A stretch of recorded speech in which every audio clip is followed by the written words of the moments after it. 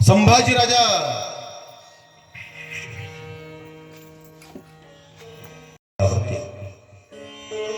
मुक्काम पडलाय शंभूराजांचा.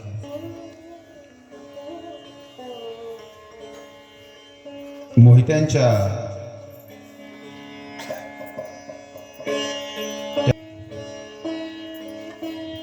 वाड्यामध्ये मुक्काम झाला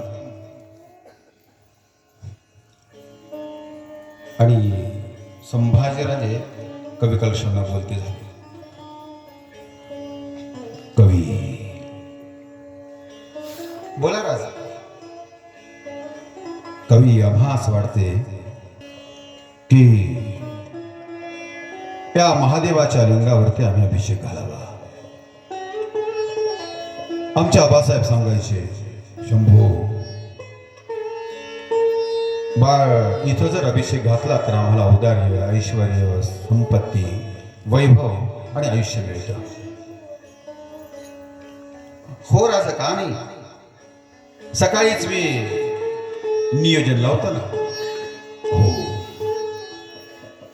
सकाळ झाली आणि कवी कलश जवळ आले. राजा बोला. कवी वेळ झाली. अभिषेकाची संपूर्ण तयारी केली आहे राजा. हो, पण आज आम्हास का कोणास ठाऊक अस्वस्थ वाटते कवी. आज आमच्या आबासाहेबांची खूप आठवण येते आम्हास. आज जर आमच्या आबासाहेब असते तर आम्हास कवटाळून मिठीमध्ये घेऊन आम्हास जवळ घेऊन काही गोष्टी सांगितल्या असत्या त्यांनी. पण आबासाहेब गेल्यापासून देहातला प्राण निघून गेल्यासारखं वाटतं कवी. हो राजा, पण चला, तुम्ही जास्त विचार करत राहिलात ना की तुम्हाला त्रास झाला. हो, आपण अभिषेक घालून आपण परतीच्या प्रवासाला लागू कवी. हो राजा. संभाजीराजांच्या हातामध्ये कलश दिला आणि संभाजीराजांचा अभिषेक सुरू झाला त्या महादेवाच्या पिंडीवरती. सुरुवात झाली अभिषेका आणि छत्रपती धर्मराज संभाजीराजांनी त्या असणाऱ्या महादेवाला बोलवायला सुरुवात केली. हे महादेवा या, हे महादेवा. आमच्या बाबांनी सांगितलं होतं तुम्हाला अभिषेक घालावा आणि मग प्रसन्न व्हाल ना. आमच्या मनासारखं सगळं आम्हाला काही लागेल. आम्हाला काहीच नको आहे. आम्हाला फक्त पाहिजे हिंदवी स्वराज्य. हिंदवी स्वराज्य असं आम्हाला परमपवित्र भगवा ध्वज फडकत ठेवायचं. हा, आणि बघता बघता एकच गोष्ट घडली गेली.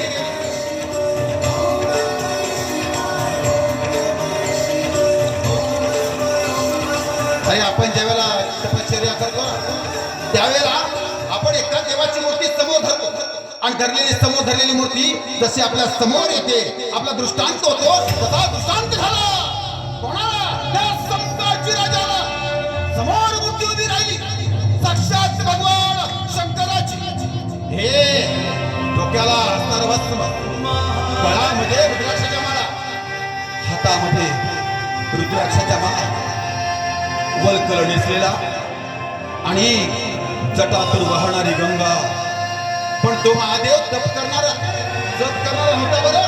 तो महादेव होता एका हातामध्ये, दोन्ही हातात त्रिशूळ घेऊन तांडव करणारा.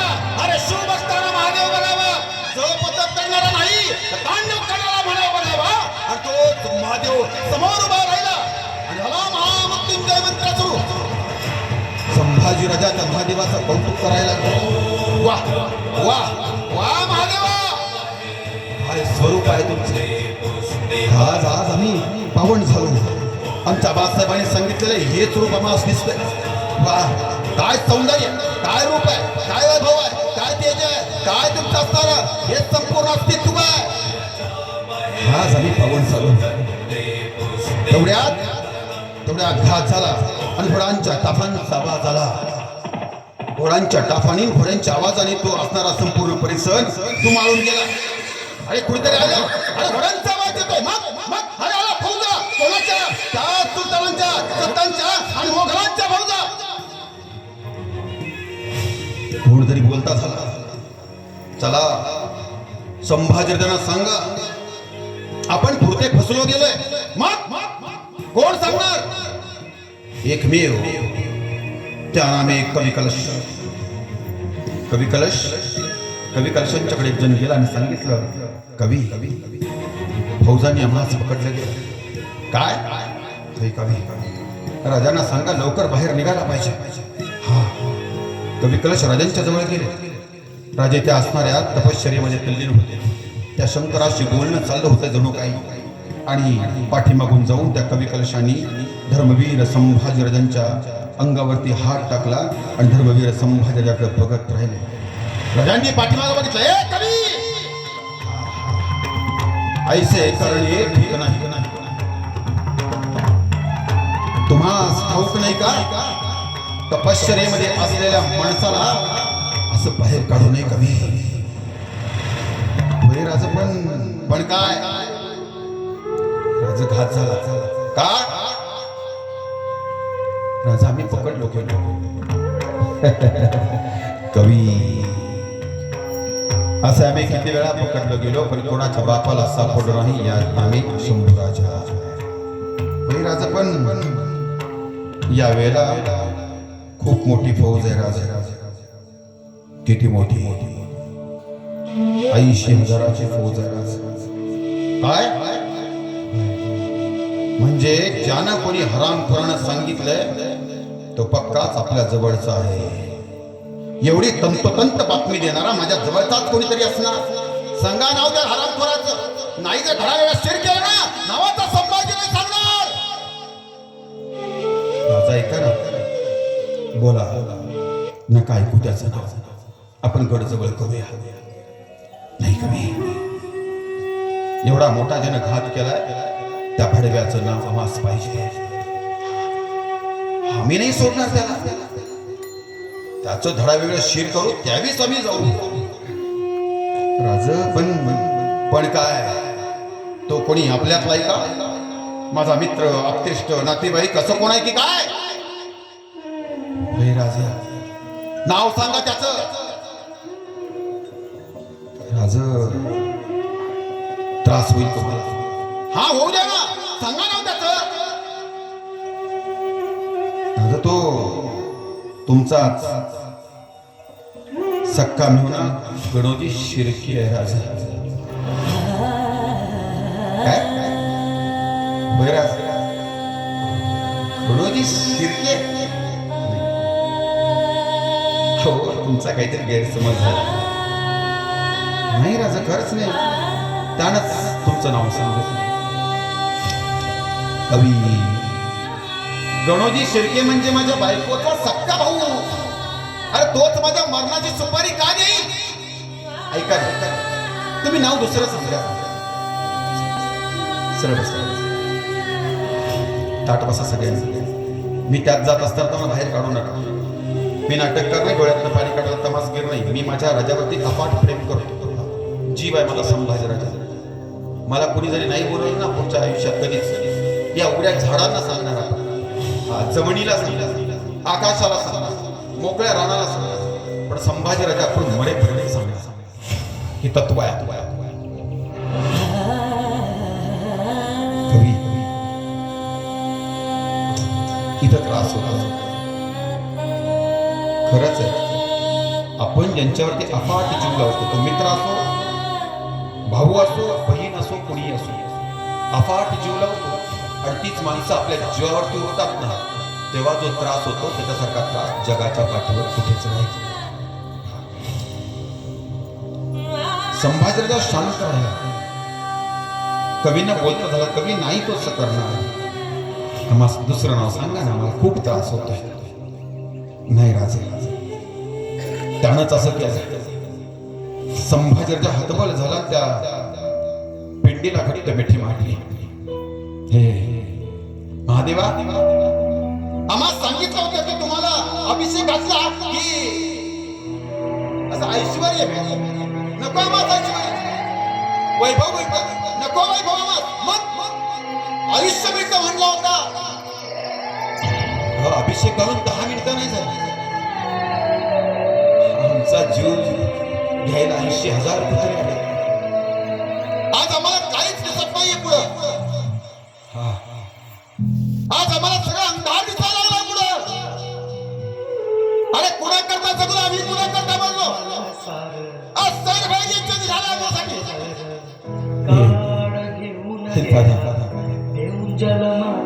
असं नाही वाटत आम्हाला की आमचा जण असं करेल. विश्वास आहे आमचा त्याच्यावरती.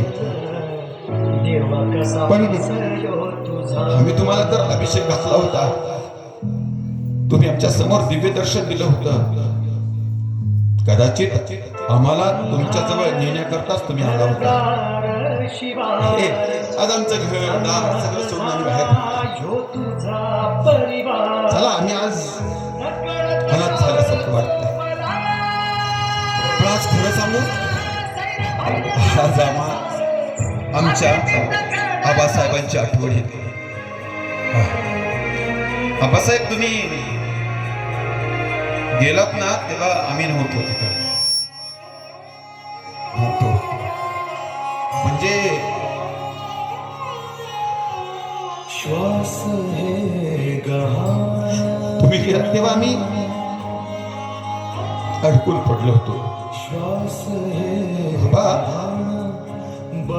आज आम्हाला तुमच्या आठवणी का माहिती, कारण कदाचित आम्हाला तो महादेव तुमच्या जवळ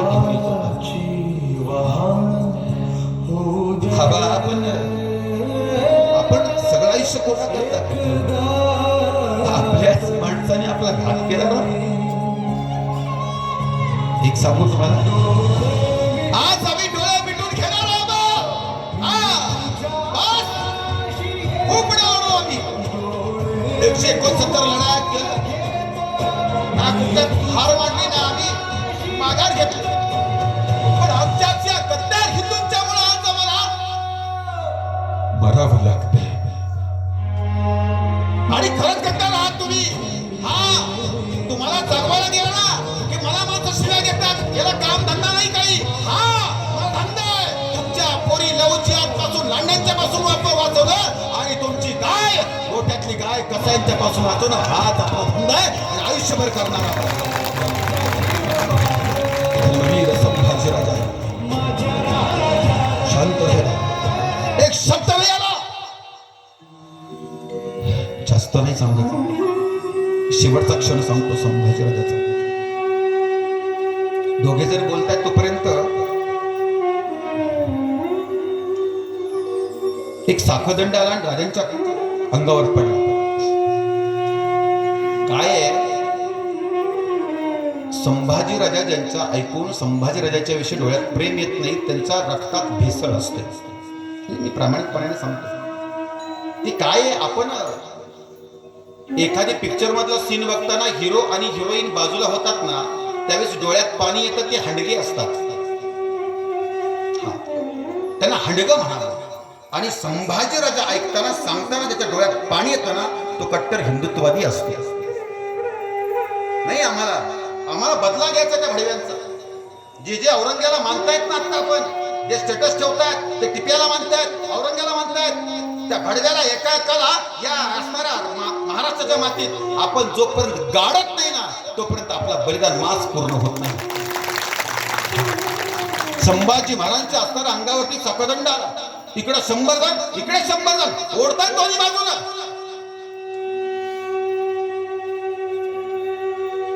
अंगरका टाईट झाला. मग काढा तो अंगरका, फाळ. संभाजीराजांचा अंगरखा काढायला इथं तलवार गेली. तलवार खाली ओढली. जगदंबा जगदंबा. अंगरखा फडत फडत तलवार छाती आणि पोट फाडून कधी भेंडीपर्यंत येऊन थांबली, कळलं नाही. रक्त खालून खालून वाहत होतं. भेंडीपर्यंत थांबली म्हणून दुसऱ्या हातानं तलवार पकडली, खाली दाबली. हवा झाला.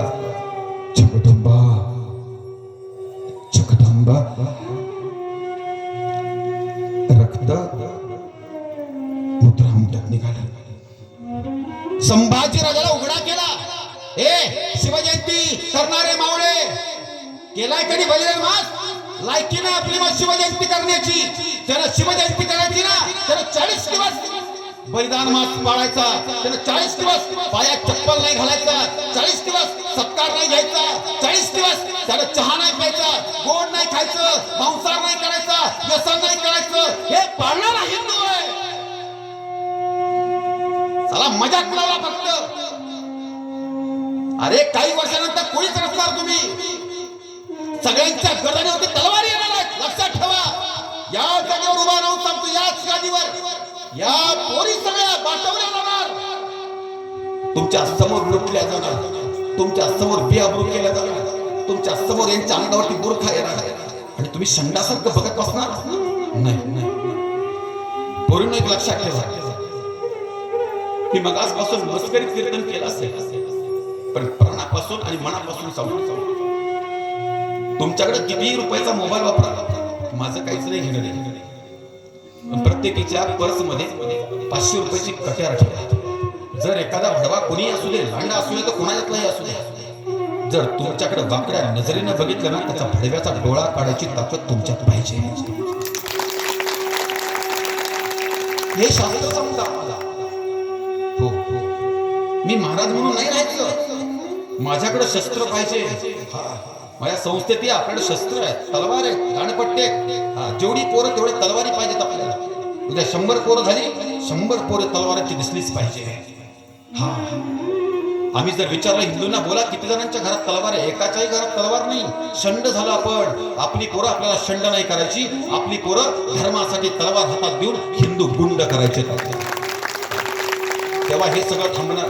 संभाजी राजाला अरे उघडा केला, इज्जत राखायला सुद्धा कपडा नाही ठेवला भागीवानी. मग त्याला बांधला गेला साखळदंडाला. साखळ्या एवढ्या ओढून काढल्या की त्या साखळीतून मांस बाहेर यायचं. काय तुम्हाला याचा त्रास नाही होणार ना? एक दिवस तुम्हाला सर्वांना याचा त्रास होणार, जेव्हा तुमचं पोरग तुमच्या समोर असंच कापलं जाणार. एक दिवस बघा, कापलं. तुमची पोरगी तुमच्या समोर बलात्कार केला जाणार आणि तिला उभी जाळली जाणार, जशी बांगलादेशमध्ये जाळली. हे सत्यता आहे. होणार एक दिवस. तुम्ही लय मोठ्यातून येतोय, तुम्हाला वाटतं काहीच नाही, आमच्या गावात काही नाही, माझ्या घरात काही नाही, आम्ही सगळे सुखात. नाही. 98% हिंदू होते ते 65% झाले. 2% वाले आज 26%वर गेले. अजून 10 वर्ष झाली की तुम्हाला भर रस्त्यात बाहेर ओढून इज्जती लुटल्या जाणार, ही मंदिरं पाडली जाणार, ही असणारी पारायण होणार नाही, तुमच्या कुंकू कपाला दिसणार नाही, तुम्हा सगळ्यांच्या वरती बुरका घालणार, जर तुम्ही जागृत झाला नाही तर. आणि तुमचं आयुष्य गेलं दादा, पण तुमच्या येणाऱ्या पिढीनं उद्या म्हटलं नाही पाहिजे माझा बाप शंट होता का, ते हिंमत नव्हती का मला माझ्या धर्मात ठेवायची. ते माझ्या बापानं जाताना माझ्या डोक्यावरती गोल टोपी दिली. अरे पोरं, तुम्हाला हांडगा नाही म्हटली पाहिजे. प्रत्येक पोराच्या हातात शस्त्र द्या आणि देव देश धर्माच्या कार्यात त्याला उतरा, तर तुम्ही हिंदू म्हणून जगणार आहे. शंभू राजाला असा बांधला नेला. त्या साखळीतून मांस बाहेर यायचं.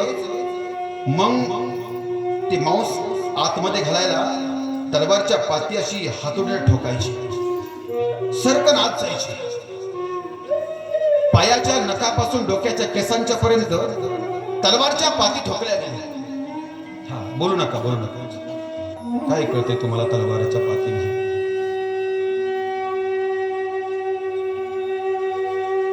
संभाजी राजाला उंटाला उलटा बांधला. उलटा का? सरळ चालताना पुढे दिसणार. मग उलटा बांधला. उलटा बांधताना पाठीमागचा दगड नाही दिसायचा. संभाजी राजाला ठेच लागायची आणि उलटा पडायचा. उलटा पडला की पाठीमागच्या तलवारी सरकन आतमध्ये घुसायच्या. आवाज यायचा, जगदंबे.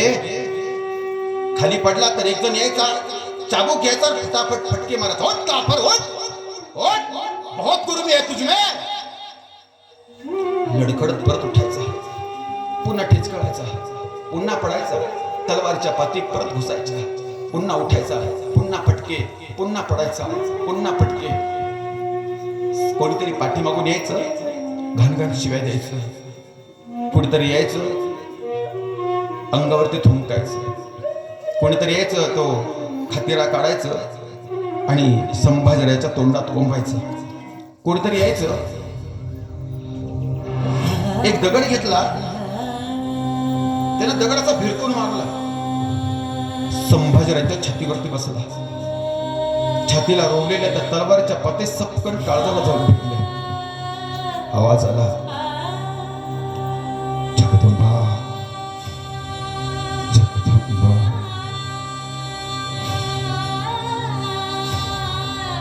पाठीमागून कोणीतरी यायचं, उंटाची शेपटी फिरवायचं, उंट थया थया नाचायचा. जसा उंट नाचायचा तलवारीच्या पाती आतमध्ये घुसायच्या. काही करा माहिती, घरी गेल्यानंतर शांत झोपलात ना, आपले डोळे मिटल्यानंतर डोळ्यापुढे संभाजीराजा घ्या. हा त्याचे असे केस, त्याची छान गाडी, माझा राजपिंडा शंभूराजा, जो हत्तीच्या अंबार येतो घोड्यावरून फिरायचा, त्या संभाजीला असा आठवा, शंभूराजाला की असा असा कदंडाला बांधला, त्याच्या अंगावरती एकही कपडा नाही, त्याच्या पूर्ण शरीराला तलवारीच्या पाती ठोकल्या असं आठवा. आणि तो तुमचा मुलगा आहे असं आठवा, तुमच्या पोराला तलवारीच्या पाती ठोकल्यात असं आठवा, मग तुम्हाला त्रास होईल. संभाजीराजाला नाचवत नाचवत चालवत चालवत त्या औरंग्याच्या समोर आणला. औरंग्या बोलता झाला. अनेक हरामखोरांनी आपल्याला सांगितलं की छत्रपती धर्मवीर संभाजीराजाला पैशा करता मारला, खजिना करता मारला, गडा करता मारला नाही. धर्मवीर संभाजीराजाला फक्त धर्मासाठी मारला. विचारला औरंग्याने, बोल तुम्ही इस्लाम कबूल होतो का मुसलमान? संभाजीराजाच्या तळ पायराच्या मस्तकाला गेला, त्या तोंडावर थुकला. संभाजीराजाने एक लाथ घातली छातीवरती आणि बोलता झाला, हिंदू म्हणून जन्माला आलोय, हिंदू म्हणून मरणार, रक्ताच्या चिळकांड्या उडल्या तरी भगव्याच रंगाच्या निघणार असं म्हणणारा जगातला पहिला आणि शेवटचा राजा, त्याचे नाव संभाजीराजा. राज आम्हास गर्व आहे.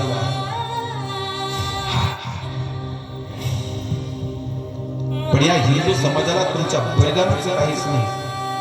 त्या औरंग्याला राग आला. औरंग्या बोलतो झाला, बहुत बोलते जुबान इसकी, काट डालो जुबान को, याची जीभ कापा, खूप बोलते जीभ याची. मग 20 हापशी आली, पकडला गेला, जटा पकडल्या, पाठीमाग ओढल्या, सिंहाच्या जबड्यात झाल घालून हात मोजी ती जात, ही जात हिंदूंची, जबडा नाही उघडला. मग नाक दाबलं, तडफडायला लागला राजा. दया हा विषय त्या औरंग्याच्या भडव्याच्या दरबारात नव्हता. काफर म्हटल्यानंतर मग जास्तच त्रास. एक जण आला, त्याला हातोडा घेतला, हातोडा गरकात फिरवला आणि मस्तकाला मारला. कवटी फुटली, रक्ताची चिळकांडी समोरच्या असणाऱ्या कलिकलशांच्या अंगावर उडाली. जगदंबा असा आवाज आला. असा जगदंबा बोलला, तोंड उघडलं, अशी एक सांडशी आतमध्ये घुसली. सांडशीमध्ये जीभ पकडली गेली, जीभ एक वीत बाहेर ओढली. माझा राजा तडफडायला लागला.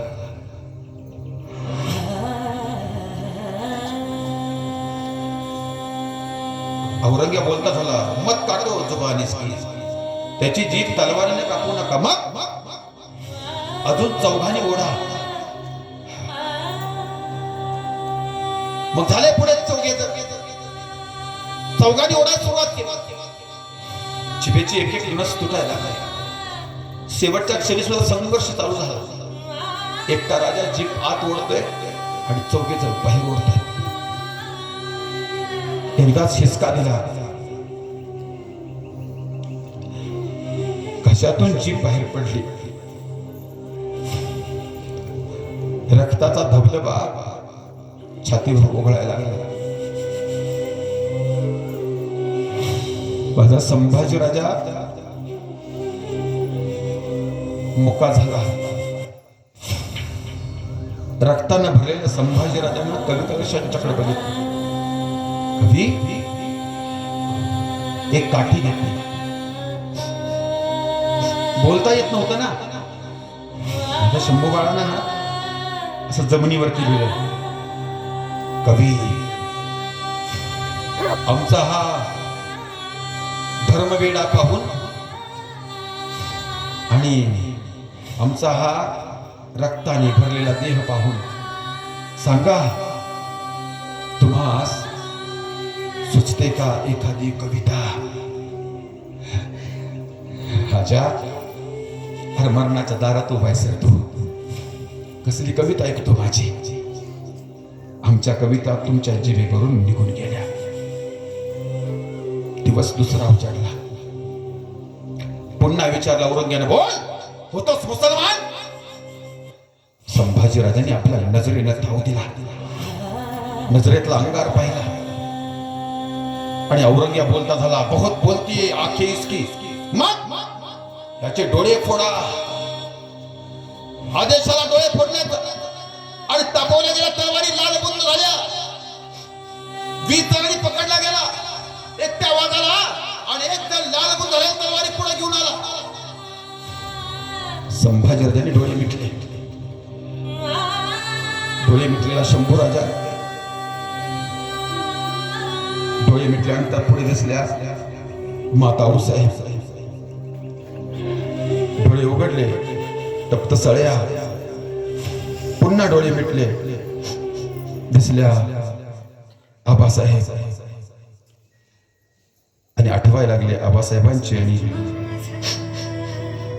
माझ्या आऊसाहेबांचा आवाज. हे शंभू, हा आपण धाडसी आहोत. हे आपण झुकायचं नाही कुठं. आपण काय सांगितलं तुम्हाला? आपण झुकायचं नाही. हे डोळा कमी नाही करायचा या भडव्या समोर. डोळ्याची पात्याची लवली नाही पाहिजे.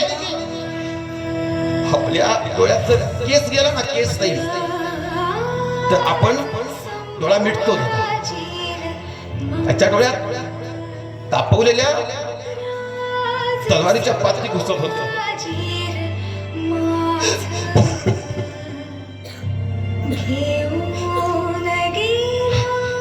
शेवटचा अक्षर शंभू राजाला ती आठवण करून देत होता. शिवाजी राजा एकदा बोलले होते, बाळ शंभू, कोणावरही विश्वास ठेवू नका.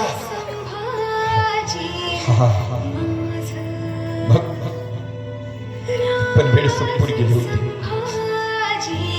त्या असणाऱ्या कपकन तलवारीच्या पाठी आतमध्ये घुसल्या गेल्या. संभाजी बाळ माझा आंधळा झाला. दिवस तिसरा उचटला गेला.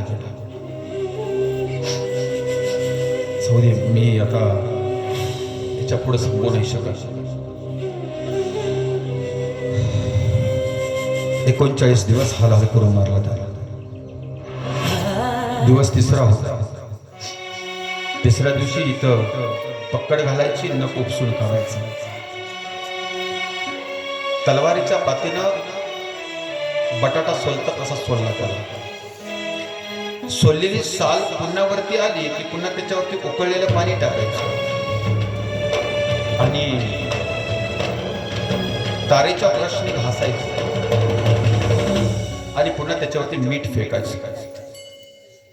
त्रास व्हायचा. शंभूराचे डोळे मिटायचा, नसणारे डोळे. आणि 5वा दिवस इथं पक्कड घालायची, कान उपसायचं. 6वा दिवस लचके काढायचे, कोल्या पुत्राला घालून टाकायचे. 7वा दिवस इथून तोडायचा, कोल्या पुत्राला घालायचा. तुकडे तुकडे करून त्या लांड्यानं भेव्यानं आमच्या संभाजी राजाला घालून त्यांच्यातले काही रील्स बनवतात लांडे भडवे की ऐसी मौत मारो की याद रखे, तर लक्षात ठेवा प्रेमांनो, ती याद राखूनच आम्ही तुमचा सर्वनाश करणार आहे. हा, आणि बदला एक दिवस घेणार आहे आणि लांडे भक्ती भारत आम्ही करणार.